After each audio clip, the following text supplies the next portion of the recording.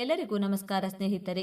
ಇಡೀ ಕರ್ನಾಟಕದಾದ್ಯಂತ ಇರುವ ರಾಜ್ಯದ ಎಲ್ಲ ಆಸ್ತಿಗಳ ಮಾಲೀಕರಿಗೆ ರಾಜ್ಯ ಕಂದಾಯ ಇಲಾಖೆ ಮತ್ತು ನೋಂದಣಿ ಮುದ್ರಾಂಕ ಇಲಾಖೆ ಇಂದ ಹೊಸ ರೂಲ್ಸ್ ಜಾರಿಗೊಳಿಸಲಾಗಿದೆ.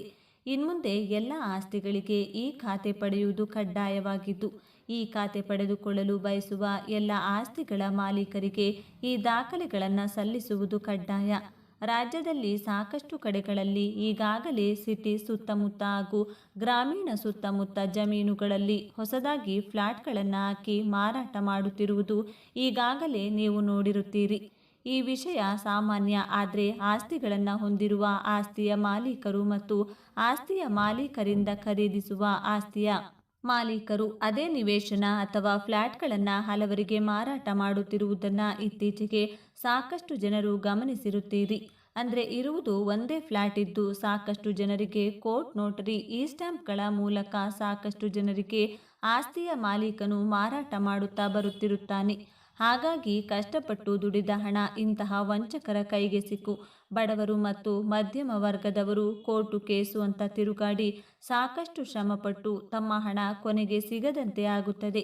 ಇಂತಹ ಮೋಸ ವಂಚನೆಗಳನ್ನು ತಡೆಗಟ್ಟಲು ಹಾಗೂ ಖರೀದಿಸಿರುವ ಫ್ಲಾಟ್ ಆಗಲಿ ಅಥವಾ ಮನೆಯಾಗಲಿ ಇನ್ನೂ ಇತರೆ ಖಾಲಿ ಜಾಗ ಆಗಲಿ ವ್ಯವಹಾರ ಮಾಡಿದ ನಂತರ ಕಡ್ಡಾಯವಾಗಿ ಈ ಖಾತೆ ಮಾಡಿಸುವುದು ಕಡ್ಡಾಯವೆಂದು ರಾಜ್ಯ ಸರ್ಕಾರ ಅಧಿಕೃತವಾಗಿ ಆದೇಶ ಪತ್ರ ಹೊರಡಿಸಲಾಗಿದ್ದು, ರಾಜ್ಯದಲ್ಲಿ ಈಗಾಗಲೇ ಎಲ್ಲ ಆಸ್ತಿಗಳಿಗೆ ಈ ಖಾತೆ ವ್ಯವಸ್ಥೆ ಮಾಡಲಾಗ್ತಾ ಇದೆ. ನೀವು ಕೂಡ ಯಾವುದಾದರೂ ಆಸ್ತಿಯನ್ನು ಈಗಾಗಲೇ ಖರೀದಿ ಮಾಡಿದರೆ, ಅಂದರೆ ಫ್ಲಾಟ್ ಆಗಲಿ ಅಥವಾ ಮನೆಯಾಗಲಿ ಅಥವಾ ಖಾಲಿ ಜಾಗ ಆಗಲಿ, ಹೀಗೆ ಯಾವುದೇ ಆಸ್ತಿಯನ್ನು ನೀವು ಖರೀದಿಸಿದರೆ ಖರೀದಿಸಿರುವ ಆಸ್ತಿಯು ಈ ಖಾತೆ ಆಗಿದೆಯೋ ಅಥವಾ ಇಲ್ವೋ ಅನ್ನೋದನ್ನು ನಿಮ್ಮ ಗ್ರಾಮ ಪಂಚಾಯಿತಿಗೆ ಅಥವಾ ನಗರ ಪಾಲಿಕೆ ಅಥವಾ ಪುರಸಭೆ ಅಥವಾ ಮಹಾನಗರ ಪಾಲಿಕೆಗಳಲ್ಲಿ ವಿಚಾರಿಸಬಹುದು. ಒಂದು ವೇಳೆ ನಿಮಗೆ ನಿಮ್ಮ ಆಸ್ತಿ ಈ ಖಾತೆ ಇಲ್ಲದಿದ್ದರೆ ಈ ಕೂಡಲೇ ಮಾಡಿಸಿಕೊಳ್ಳಿ. ಇಲ್ಲವಾದರೆ ನಿಮ್ಮ ಆಸ್ತಿಗೆ ಸರ್ಕಾರವು ಯಾವುದೇ ರೀತಿಯಾಗಿ ಜವಾಬ್ದಾರಿಯನ್ನು ಹೊರುವುದಿಲ್ಲ. ಹೌದು, ಇತ್ತೀಚೆಗೆ ಮನೆ ಅಥವಾ ಫ್ಲಾಟ್ ಹೀಗೆ ಯಾವುದೇ ಆಸ್ತಿಗಳ ಮಾಲೀಕರಿರುವ ಒಂದೇ ಆಸ್ತಿಯನ್ನು ಬಹಳಷ್ಟು ಜನರಿಗೆ ಮಾರುವ ಮೂಲಕ ಮೋಸ ಮಾಡುತ್ತಿರುವುದು ಹಾಗೂ ಖರೀದಿಸಿಕೊಂಡಿರುವಂತಹ ವ್ಯಕ್ತಿಯು ತಾನು ಖರೀದಿಸಿರುವ ಆಸ್ತಿಯನ್ನು ಕೇವಲ ಹಲವು ಜನರಿಗೆ ಮಾರುತ್ತಿರುವುದನ್ನು ಗಮನಿಸಿಯೇ ಮೋಸ ವಂಚನೆಗಳು ನಡೆಯುತ್ತಿರುವುದನ್ನು ರಾಜ್ಯ ಸರ್ಕಾರ ಗಮನಿಸಿ ಅದಕ್ಕಾಗಿ ಎಲ್ಲ ಆಸ್ತಿಗಳ ಮಾಲೀಕರಿಗೆ ಇನ್ಮುಂದೆ ಈ ಖಾತೆ ಪಡೆಯುವುದು ಕಡ್ಡಾಯವಾಗಿದ್ದು, ಈ ಖಾತೆ ಪಡೆದುಕೊಳ್ಳಲು ಈ ದಾಖಲೆಗಳನ್ನು ಸಲ್ಲಿಸುವುದು ಕಡ್ಡಾಯವಾಗಿರುತ್ತದೆ. ರಾಜ್ಯದಲ್ಲಿ ನೋಂದಣಿ ಮತ್ತು ಮುದ್ರಾಂಕ ಇಲಾಖೆಯಿಂದ ಈ ಖಾತೆ ವ್ಯವಸ್ಥೆಯು ಗ್ರಾಮೀಣ ಮತ್ತು ನಗರ ಎರಡಕ್ಕೂ ಅನ್ವಯಿಸುವಂತೆ ರಾಜ್ಯ ಸರ್ಕಾರ ಜಾರಿಗೊಳಿಸಿದ್ದು, ಪ್ರತಿಯೊಬ್ಬ ಆಸ್ತಿಯ ಮಾಲೀಕರು ಈ ಕೆಲಸ ಮಾಡಿಕೊಳ್ಳುವುದು ಕಡ್ಡಾಯವಾಗಿರುತ್ತದೆ. ಈಗಾಗಲೇ ಗ್ರಾಮ ಪಂಚಾಯಿತಿ ವ್ಯಾಪ್ತಿಯಲ್ಲಿ ನೀವು ನಜೂಲಿ ಅಂದರೆ ತೆರಿಗೆ ಪಾವತಿಸುತ್ತಿದ್ದರೆ ಅದನ್ನು ಈ ಖಾತೆ ಆಗಿದೆಯೋ ಅಥವಾ ಇಲ್ವೋ ಅನ್ನೋದನ್ನು ಗ್ರಾಮ ಪಂಚಾಯಿತಿ ವ್ಯಾಪ್ತಿಯಲ್ಲಿ ವಿಚಾರಿಸಿ. ಅಂದರೆ ಈ ಖಾತೆ ಅಂದರೆ ಈ ಸ್ವತ್ತು ಎಂದು ಸರ್ಕಾರಿ ವೆಬ್ಸೈಟ್ನಲ್ಲಿ ನೋಂದಣಿಯಾಗಿರಬೇಕು. ಅದನ್ನು ಈ ಸ್ವತ್ತು ಅಥವಾ ಈ ಖಾತೆ ಎಂದು ಕರೆಯಲಾಗುತ್ತದೆ. ಲಕ್ಷಾಂತರ ರೂಪಾಯಿ ಹಣ ಕೊಟ್ಟು ಫ್ಲಾಟ್ ಖರೀದಿ ಮಾಡಿದ್ದೀರಿ, ಆದರೆ ಅದರ ಭದ್ರತೆ ಮಾಡಿಕೊಳ್ಳುವುದು ನಮ್ಮ ಜವಾಬ್ದಾರಿ. ನಮ್ಮಷ್ಟಕ್ಕೆ ಇರದೆ ನಮ್ಮ ನಂತರ ನಮ್ಮ ಮಕ್ಕಳಿಗೂ ಕೂಡ ಮುಂದುವರಿಯಬೇಕು ಎನ್ನುವುದಾದರೆ ಅದರ ಹಕ್ಕನ್ನು ಸಂಪೂರ್ಣವಾಗಿ ನಾವೇ ಹೊಂದುವುದು ಅವಶ್ಯಕ. ಇಲ್ಲವಾದರೆ ಬೇರೊಬ್ಬರು ಬಂದು ಅಧಿಕೃತವಾಗಿ ವಶಕ್ಕೆ ಪಡೆದುಕೊಳ್ಳಬಹುದಾದ ಸಾಧ್ಯತೆ ಇರುತ್ತದೆ. ಯಾವಾಗಲೂ ಕಷ್ಟಪಟ್ಟು ದುಡಿದ ಹಣ ಪ್ರತಿ ಹನಿ ಬೆವರಿಗೂ ಬೆಲೆ ಕೊಡುವಂತೆ ಅದನ್ನು ಭದ್ರತೆಯಿಂದ ಕಾಪಾಡಿಕೊಳ್ಳುವುದು ಕೂಡ ಅಷ್ಟೇ ಪ್ರಮಾಣದ ಜವಾಬ್ದಾರಿಯಾಗಿರುತ್ತದೆ. ನೀವು ಕೂಡ ಯಾವುದೇ ಆಸ್ತಿಯನ್ನು ಹೊಂದಿದವರಾಗಿದ್ದರೆ ಹಿಂದೆ ಈ ಕೆಲಸವನ್ನು ಮಾಡಿ ಮತ್ತು ಈ ದಾಖಲಾತಿಗಳನ್ನು ತೆಗೆದುಕೊಂಡು ನಗರದ ಆಸ್ತಿ ಮಾಲೀಕರು ಈ ಖಾತೆ ಪಡೆಯುವುದು ಕಡ್ಡಾಯ. ಹಲವಾರು ಗೊಂದಲಗಳ ನಡುವೆ ಈಗಾಗಲೇ ಕೆಲವರು ಪಡೆದಿದ್ದರೆ ಮತ್ತೆ ಕೆಲವರು ಪಡೆಯುವ ಪ್ರಯತ್ನದಲ್ಲಿದ್ದಾರೆ.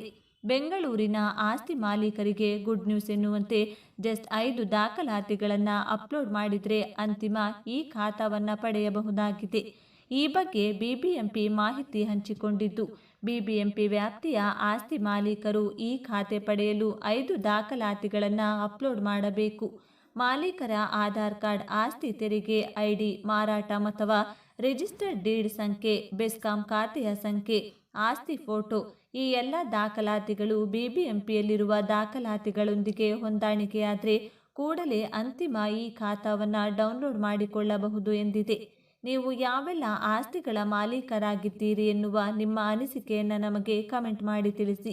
ಮನೆ ಇದೆಯಾ ಅಥವಾ ಖಾಲಿ ಜಾಗ ಹೊಂದಿದ್ದೀರಾ, ಫ್ಲ್ಯಾಟ್ ಅನ್ನೋದನ್ನು ನಮಗೆ ಕಮೆಂಟ್ ಮಾಡಿ. ಮುಂದೆ ಸರ್ಕಾರದಿಂದ ದೊರೆಯುವಂತಹ ಲಾಭಗಳ ಬಗ್ಗೆ ವಿಡಿಯೋ ಮಾಡಿ ತಿಳಿಸಲು ನಮಗೆ ಅನುಕೂಲಕರವಾಗಿರುತ್ತದೆ. ಕೇಂದ್ರ ಸರ್ಕಾರ ಪ್ರಧಾನಮಂತ್ರಿ ಆವಾಸ್ ಯೋಜನೆಯ 2ನೇ ಹಂತವನ್ನು ಬಿಡುಗಡೆಗೊಳಿಸಿದೆ. 2029ರ ತನಕ ಈ ಯೋಜನೆಯನ್ನು ವಿಸ್ತರಿಸಲಾಗಿದ್ದು, ನಗರ ಪ್ರದೇಶಗಳಲ್ಲಿ ಹೊಸ ಮನೆಯನ್ನು ಕಟ್ಟುವವರು, ಫ್ಲ್ಯಾಟ್ ಅನ್ನು ಖರೀದಿಸುವವರು 2,50,000 ರೂಪಾಯಿ ತನಕ ಸಬ್ಸಿಡಿ ರೂಪದಲ್ಲಿ ಹಣಕಾಸು ನೆರವನ್ನು ಪಡೆಯಬಹುದು. ನೆನಪಿರಲಿ, ಮಧ್ಯಮ ವರ್ಗದ ಜನರು ಈ ಯೋಜನೆಯ ಪ್ರಯೋಜನವನ್ನು ಪಡೆಯಬಹುದು. ಹಾಗಾದರೆ ಇದು ಯಾರಿಗೆ ಸಿಗುತ್ತದೆ? ಇದಕ್ಕೆ ಅರ್ಜಿ ಸಲ್ಲಿಸುವುದು ಹೇಗೆ? ಎಲ್ಲ ವಿವರಗಳನ್ನು ನೋಡೋಣ ಬನ್ನಿ. ಬಡ ಮತ್ತು ಮಧ್ಯಮ ವರ್ಗದ ಸುಮಾರು 1 ಕೋಟಿ ಜನರಿಗೆ ಸ್ವಂತ ಮನೆಯನ್ನು ಕಟ್ಟುವ ಅಥವಾ ಖರೀದಿಸುವ ಸಂದರ್ಭ 2,30,000 ರೂಪಾಯಿ ತನಕ ಸಬ್ಸಿಡಿಯನ್ನು ನೀಡಲು ಕೇಂದ್ರ ಸರ್ಕಾರದ ಪ್ರಧಾನಮಂತ್ರಿ ಆವಾಸ್ ಯೋಜನೆ ಅರ್ಬನ್ 2.0 ಅನ್ನು ಬಿಡುಗಡೆಗೊಳಿಸಿದೆ. 2024ರ ಸೆಪ್ಟೆಂಬರ್ 1ರಿಂದ 5 ವರ್ಷಗಳ ಕಾಲ ಅಂದರೆ 2029ರ ತನಕ ಈ ಯೋಜನೆಯನ್ನು ಇದೀಗ ವಿಸ್ತರಿಸಲಾಗಿದೆ. 1 ಲಕ್ಷಕ್ಕೂ ಅಧಿಕ ಹೊಸ ಮನೆಗಳಿಗೆ ಈ ನೆರವು ಸಿಗಲಿದೆ. ಈ PMAY ಅರ್ಬನ್ 2.0 ಯೋಜನೆಯಿಂದ ನಗರ ಪ್ರದೇಶದಲ್ಲಿರುವ ಮಧ್ಯಮ ವರ್ಗ ಮತ್ತು ಬಡ ಜನತೆಗೆ ಸ್ವಂತ ಮನೆಯನ್ನು ಹೊಂದಲು ಅನುಕೂಲವಾಗಲಿದೆ. ಈ ಹಿಂದೆ ಗ್ರಾಮೀಣ ಪ್ರದೇಶದ ಜನರಿಗೂ ಈ ಅನುಕೂಲವನ್ನು ನೀಡಲಾಗಿತ್ತು. ಈ ಯೋಜನೆಯನ್ನು ಭಾರತದಾದ್ಯಂತ ನಾನಾ ಪ್ರೋಗ್ರಾಂಗಳಲ್ಲಿ ಜಾರಿಗೊಳಿಸಲಾಗುತ್ತಿದೆ. ಅವುಗಳೆಂದರೆ beneficiary led construction BLC, affordable housing in partnership, affordable rental housing ಮತ್ತು ಇಂಟ್ರೆಸ್ಟ್ ಸಬ್ಸಿಡಿ ಸ್ಕೀಮ್ ಆಗಿವೆ. 1 ಕೋಟಿ ಮನೆಗಳಿಗೆ ಈ ಯೋಜನೆಯ ಪ್ರಯೋಜನ ಸಿಗಲಿದೆ.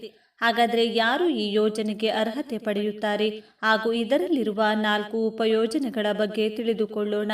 ದೇಶದ ಯಾವುದೇ ಭಾಗದಲ್ಲಿ ಪಕ್ಕಾ ಮನೆಯನ್ನ ಹೊಂದಿರದವರು ಈ ಸಬ್ಸಿಡಿಯನ್ನು ಪಡೆಯಬಹುದು. ಸಬ್ಸಿಡಿ ಸೌಲಭ್ಯವನ್ನು ಪಡೆದಿರಬಾರದು. ಮೊದಲನೆಯದಾಗಿ ಬೆನಿಫಿಷಿಯರಿ ಲೆಡ್ ಕನ್ಸ್ಟ್ರಕ್ಷನ್ ಪ್ರೋಗ್ರಾಂ ಬಗ್ಗೆ ನೋಡೋಣ. ಇದರಲ್ಲಿ ವಾರ್ಷಿಕ 3 ಲಕ್ಷ ರೂಪಾಯಿ ತನಕ ಆದಾಯ ಇರುವವರು 2.5 ಲಕ್ಷ ರೂಪಾಯಿ ತನಕ ಸಬ್ಸಿಡಿ ಪಡೆಯಬಹುದು. Affordable housing in partnership program ಬಗ್ಗೆ ತಿಳಿಯೋಣ. ಇದರಲ್ಲಿ ವಾರ್ಷಿಕ 3 ರಿಂದ 6 ಲಕ್ಷ ರೂಪಾಯಿ ಆದಾಯ ಇರುವವರು ಸಬ್ಸಿಡಿ ಸೌಲಭ್ಯ ಪಡೆಯಬಹುದು. 2.5 ಲಕ್ಷ ರೂಪಾಯಿ ತನಕ ಸಬ್ಸಿಡಿ ಸಿಗುತ್ತದೆ. ಅಫೋರ್ಡಬಲ್ ರೆಂಟಲ್ ಹೌಸಿಂಗ್ ಪ್ರೋಗ್ರಾಂ ಬಗ್ಗೆ ನೋಡೋಣ. ವಾರ್ಷಿಕ 3 ರಿಂದ 6 ಲಕ್ಷ ರೂಪಾಯಿ ಆದಾಯ ಇರುವವರು ಇದರಲ್ಲಿ ಸಬ್ಸಿಡಿ ಪಡೆಯಬಹುದು. ಈ ಯೋಜನೆಯಲ್ಲಿ ಮನೆ ಕಟ್ಟಲು ಅಥವಾ ಖರೀದಿಗೆ ಸಬ್ಸಿಡಿ ಇರುವುದಿಲ್ಲ. ಆದರೆ ಅಲ್ಪಾವಧಿಗೆ ಅಫೋರ್ಡಬಲ್ ಹೌಸಿಂಗ್ ಪಡೆಯಲು ಸಬ್ಸಿಡಿ ನೆರವು ಸಿಗುತ್ತದೆ. ಇಲ್ಲಿ ಸರ್ಕಾರವೇ ಖಾಸಗಿ ಸಹಭಾಗಿತ್ವದಲ್ಲಿ ಕಟ್ಟಿರುವ ಮನೆಗಳಲ್ಲಿ ನಗರಗಳಿಗೆ ವಲಸೆ ಬರುವವರು, ಮನೆರಹಿತ ನಿರಾಶ್ರಿತರು, ಕೈಗಾರಿಕೆಗಳಲ್ಲಿ ದುಡಿಯುವವರು, ರಸ್ತೆ ಬದಿಯ ವ್ಯಾಪಾರಿಗಳು, ಇತರ ಬಡವರು ಬಾಡಿಗೆಗೆ ಪಡೆದು ವಾಸಿಸಬಹುದು. ಈಗಾಗಲೇ ಸರ್ಕಾರದ ಅನುದಾನದಲ್ಲಿ ನಿರ್ಮಿಸಿದ್ದರೂ ಖಾಲಿ ಇರುವ ಮನೆಗಳನ್ನು ಬಾಡಿಗೆಗೆ ನೀಡಲು ಸರ್ಕಾರ ಉದ್ದೇಶಿಸಿದೆ. ಇಂಟ್ರೆಸ್ಟ್ ಸಬ್ಸಿಡಿ ಸ್ಕೀಮ್ ಬಗ್ಗೆ ತಿಳಿಯೋಣ. ಈ ಯೋಜನೆಯಲ್ಲಿ 2024ರ ಸೆಪ್ಟೆಂಬರ್ ಬಳಿಕ ವಿತರಣೆ ಅಥವಾ ಮಂಜೂರಾದ ಹೋಮ್ ಲೋನ್ಗಳಿಗೆ ಬಡ್ಡಿ ಸಬ್ಸಿಡಿ ಸಿಗುತ್ತದೆ.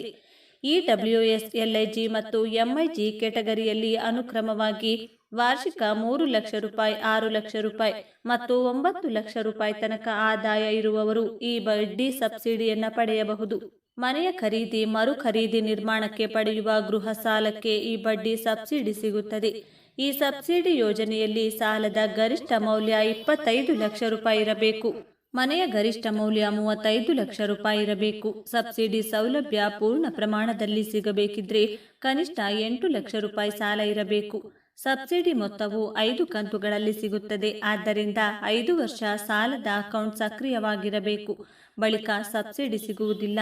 ಇದರಲ್ಲಿ ಗರಿಷ್ಠ 1,80,000 ರೂಪಾಯಿ ಬಡ್ಡಿ ಸಬ್ಸಿಡಿ ಸಿಗುತ್ತದೆ. ಪ್ರಧಾನಮಂತ್ರಿ ಆವಾಸ್ ಯೋಜನೆ ಅರ್ಬನ್ 2.0 ಅಡಿಯಲ್ಲಿ ಬೇಕಾಗುವ ದಾಖಲಾತಿಗಳು ಹೀಗಿವೆ.